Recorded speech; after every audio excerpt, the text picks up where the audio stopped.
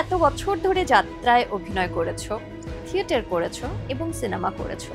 এই তিনটে ভালো লাগার কাজ করতে করতে এখন আর তোমাকে ততটা পরিমাণে অভিনয়ের মধ্যে দেখা যায় না, দেখা গেলেও খুব কম। এবং যে সিনেমাগুলো আসছে তার মানে সেরকম কোনো গুরুত্বপূর্ণ ভূমিকাও তোমাকে দেখতে পাওয়া যাচ্ছে না।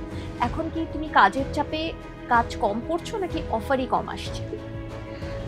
এই এখন আমি অ্যাক্টিভলি পলিটিক্স করি, তো সেইটা একটা আমাদের এখানে না একটা অদ্ভুত ব্যাপার।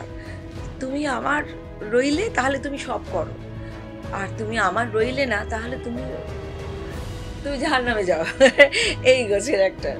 তো আমাদের যে শাসক পক্ষ, আমি প্রায় রোজই, ইউ মাস্ট বি নোয়িং, আপনারা যারা দেখছেন, তো আমি রোজই শাসক পক্ষের অপোজিটে কথা বলি, কারণ শাসক পক্ষ তো নানা রকম ভুলভাল কাজ করছেন এবং